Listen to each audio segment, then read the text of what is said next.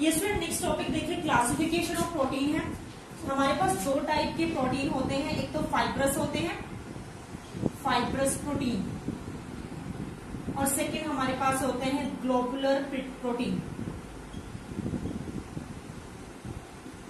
ठीक है, दो टाइप के प्रोटीन होते हैं, फाइब्रस प्रोटीन होते हैं और सेकेंड जो है वो ग्लोबुलर प्रोटीन होते हैं। अब सर जो फाइब्रस प्रोटीन होते हैं उनका जो स्ट्रक्चर है वो थ्रेड लाइक होते हैं, जो है कॉम्बिनेशन से, मतलब ये कह सकते हैं कि such proteins have thread like molecules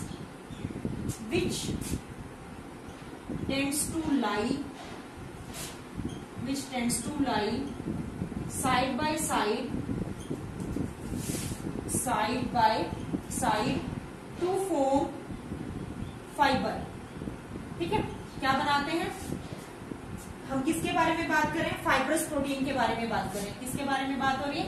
fibrous protein के बारे में बात हो रही है, यानी कि वो प्रोटीन जिनके थ्रेड लाइक मॉलिक्यूल्स होते हैं which tend to lie side by side, किसकी फॉर्मेशन करते हैं? फाइबर्स की फॉर्मेशन करते हैं। उन्हें हम क्या कहते हैं? फाइब्रस प्रोटीन कहते हैं। और स्टूडेंट ये जो है, जो बॉन्ड्स से ज्वाइंट होते हैं, हाइड्रोजन बॉन्ड से ज्वाइंट होते हैं या फिर डाइसल्फाइड बॉन्ड से ज्वाइंट होते हैं। मतलब जो इनके बीच में बॉन्ड्स होंगे ना, फोर्सेज ऑफ अट्रैक्शन आपको पता है हर किसी के बीच में एग्जिस्ट करता है, मॉलिक्यूल्स के बीच में एग्जिस्ट करता है। तो यहाँ पर जो फोर्सेज ऑफ अट्रैक्शन होगी, या तो वो हाइड्रोजन बॉन्ड के थ्रू होंगे या फिर हाइड्रोजन सल्फाइड के थ्रू जो है एक दूसरे से क्या रहेंगे? कनेक्टेड रहेंगे। ठीक है, समझ में आ गया। और ये जो है इनसोल्यूबल इन वाटर होते हैं, ये ध्यान रखिए स्टूडेंट, इनसोल्यूबल इन वाटर होते हैं, वाटर में ये सोल्यूबल नहीं होते। अब आते हैं हमारे पास फंक्शन। अब इनका काम क्या होता है, हमारी बॉडी में क्या काम करता है? देखिए, जो फाइब्रस प्रोटीन्स होते हैं वो चीफ स्ट्रक्चरल मटेरियल है ऑफ एनिमल टिश्यूज। क्या है? एनिमल टिश्यूज के लिए। ठीक है, यानी कि फाइब्रस जो है क्या है? चीफ स्ट्रक्चरल मटेरियल है, चीफ स्ट्रक्चरल मटेरियल, ठीक है, ऑफ एनिमल टिश्यूज।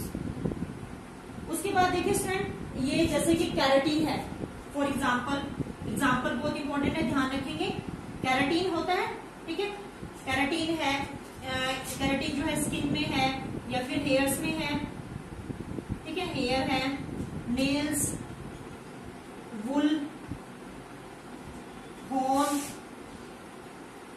फेदर्स।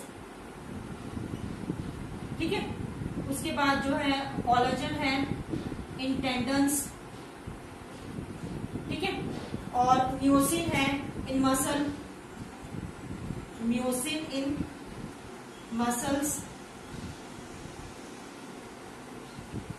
ठीक है, and fibrin in silk.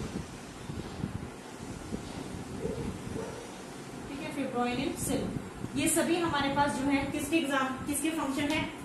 Fibrous protein के बारे में हमने बताया। तो देख लीजिए स्टूडेंट, थ्रेड लाइक स्ट्रक्चर होता है जो मिलकर फाइबर की फॉर्मेशन करते हैं, वाटर में इनसॉल्युबल होते हैं, जो इनके बीच में जो बॉन्ड्स होते हैं वो हाइड्रोजन बॉन्ड से अटैच होते हैं या फिर डाइसल्फाइड जो है वो बॉन्ड से अटैच होते हैं। उसके बाद हम फंक्शंस के बारे में बात करेंगे। ये चीफ स्ट्रक्चरल मटेरियल होते हैं एनिमल टिश्यूज का, जैसे कैराटीन स्किन है, हेयर, नेल्स, वुल, फेदर, और जो है कोलेजन है टेंडन्स में, म्योसिन है मसल्स में, और फिब्रिन है सिल्क में। ये सभी हमारे पास क्या आते हैं? फाइब्रस प्रोटीन के अंडर आते हैं। इसको नोट डाउन कर लें। ये स्टूडेंट नेक्स्ट हमारे पास आता है ग्लोबुलर प्रोटीन। अब देखिए स्टूडेंट, जो ग्लोबुलर प्रोटीन्स होते हैं, ठीक है, वो क्या होते हैं? वो होते हैं हमारे पास cross linked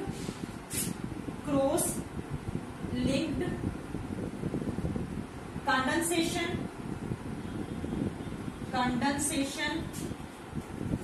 polymers of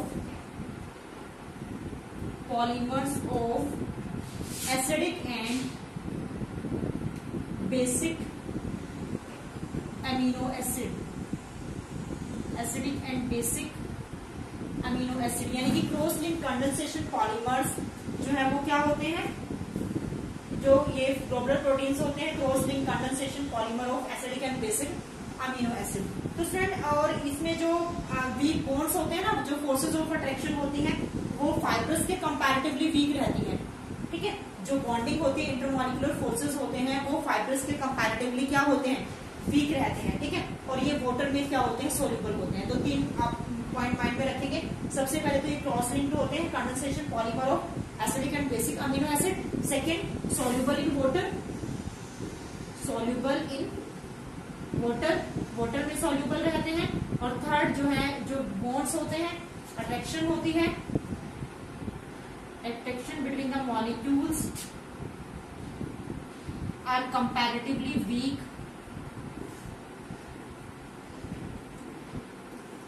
as compared to fibrous protein,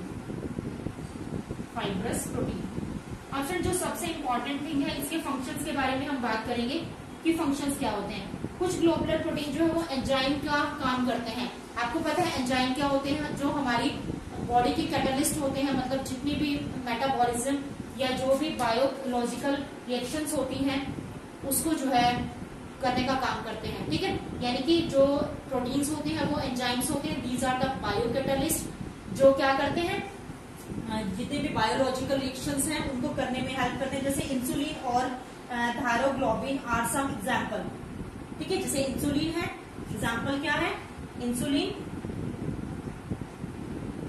और थायरोग्लोबिन, ये हमारे पास इसके एग्जाम्पल्स हैं। और कुछ ग्लोबुलर प्रोटीन जो है वो हमारी मेटाबॉलिक जो प्रोसेस होते हैं उनको रेगुलेट करने का काम करते हैं। यानी कि कुछ ग्लोबुलर प्रोटीन किसका काम करते हैं, हमारी जो मेटाबॉलिक एक्टिविटीज होती हैं उनको रेगुलेट करने का काम करते हैं। जिसमें स्टूडेंट जैसे एग्जाम्पल है प्रोटीन हार्मोन जो है, इंसुलिन जो है पेनक्रियास से, हार्मोन जो है वो पेनक्रियास से होता है ना। तो उसके बाद मेंटेन ब्लड शुगर लेवल। अब आपको पता है इंसुलिन से हमारा ब्लड का शुगर लेवल मेंटेन रहता है। अगर इंसुलिन जो है डिस्टर्ब हो जाता है तो जो ब्लड का शुगर लेवल है वो उसमें भी क्या हो जाती है, डिस्टर्बेंस हो जाती है। थर्ड पॉइंट हमारे पास आता है कि कुछ ग्लोबुलर प्रोटीन है एक्ट एज एंटीबॉडीज, एंटीबॉडीज का भी काम करते हैं, मतलब जो प्रोटेक्ट करते हैं हमें from the effect of the जो भी बैक्टीरिया है या जो डिजीज है उनसे प्रोटेक्ट करने का काम करते हैं और बहुत सारी डिजीज से हमें सेव करते हैं। तो स्टूडेंट 3 फंक्शन हमने किए कि सबसे पहले तो ये कैटालिस्ट है, जितनी भी बायोकेमिकल एक्टिविटीज होती है उनको करने का काम करते हैं। सेकंड, मेटाबॉलिज्म को रेगुलेट करने का काम करते हैं। थर्ड, ये जो है किसकी तरह बिहेव करते हैं, एंटीबॉडीज की तरह बिहेव करते हैं। तो इसको नोट डाउन कर लीजिए। उसके बाद जो है हम नेक्स्ट जो है क्लासिफिकेशन करेंगे। ये सबसे पहले जो क्लासिफिकेशन हमने की है ये on the basis of molecular structure. ठीक है, क्लासिफिकेशन जो की है हमने, classification of protein on the basis of molecular structure. हमने मॉलिक्यूलर स्ट्रक्चर के अकॉर्डिंग इनको स्टडी किया। ठीक है, क्लियर, इसको नोट डाउन कर लें।